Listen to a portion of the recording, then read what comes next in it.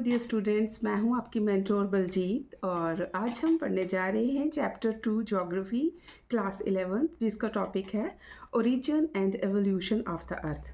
Dear students, आपने बचपन में नर्सरी क्लास में एक पोएम पढ़ी थी, twinkle twinkle little star how I wonder what you are up above the world so high like a diamond in the sky.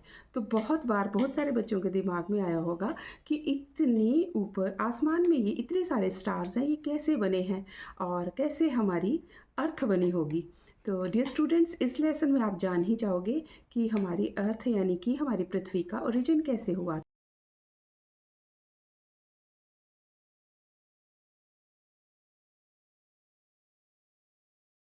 Of the students, वैसे तो बहुत सारे साइंटिस्ट और स्कॉलर्स ने अर्थ के ओरिजिन के बारे में हाइपोथेसिस दिए। हाइपोथेसिस ये होता है कि जो साइंटिस्ट या स्कॉलर्स होते हैं किसी चीज़ के ओरिजिन को जानने के लिए जब वो कल्पना करते हैं तो उसको हाइपोथेसिस कहते हैं। तो इसके तहत ही सबसे पहले एक बहुत ही पॉपुलर स्कॉलर इमैनुअल कांत ने नेबुलर हाइपोथेसिस दिया, जिसको रिवाइज़ किया लैपलेस एक मैथमेटिशियन ने। और उसके बाद उन्होंने जिस ओरिजिन ऑफ अर्थ की जो थ्योरी या हाइपोथेसिस दिया वो कुछ इस तरह से है कि सबसे पहले अर्थ जो है वो किस तरह से बनी। Students, scientists believe that Earth was formed about 4.6 billion years ago.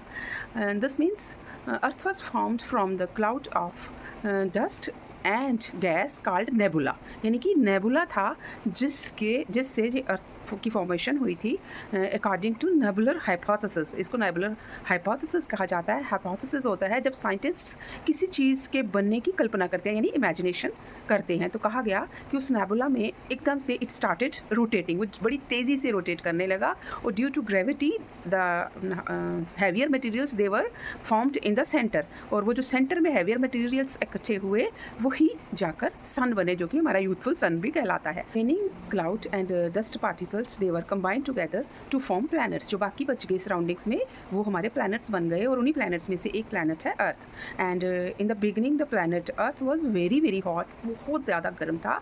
और इतना ज़्यादा गर्म था हमारा प्लैनेट और इसमें हीलियम, इसके एटमॉस्फेयर में हीलियम और हाइड्रोजन ही दो गैसेस मौजूद थी। लेकिन धीरे धीरे earth due to this heat the hotter materials they sank down in the center and formed the core and the upper layer was formed as crust. उसके बाद क्या हुआ, volcanic eruptions की वजह से ढेर सारी गैसेस इनसाइड द कोर के अंदर से निकली, जिसमें कार्बन डाइऑक्साइड, नाइट्रोजन और वाटर वेपर्स थे। और यही वाटर वेपर्स जब कूल डाउन हुए तो बहुत सालों तक बहुत ज़्यादा रेनफॉल होती रही और इस तरह से ओशंस की फॉर्मेशन हुई। तो इस तरह से our earth came into origin. और नेक्स्ट इस लेसन में डियर स्टूडेंट्स जो और 2-3 बातें आपने याद रखनी है। एक तो ये है कि ये नेबुलर हाइपोथेसिस ओल्ड थ्योरीज में सबसे पहले किसने दिया था, तो इमैनुअल कांत का नाम याद रखना है। उसको रिवाइज़ किया लैपलेस ने, उसका नाम आपने याद रखना है। उसके बाद शवर्ले ने इसको नेक्स्ट रिवाइज़ किया था। तो ये कुछ ऐसे साइंटिस्ट और स्कॉलर्स हैं जिनका एक इम्पॉर्टेंट रोल है नेबुलर हाइपोथेसिस क्रिएट करने के लिए। उसके बाद श्मिट जो कि रशियन स्कॉलर था, उसने इसको मॉडर्न थ्योरी के रूप में दिया था। और नेक्स्ट में हम पढ़ेंगे कि how evolution of the earth to take place.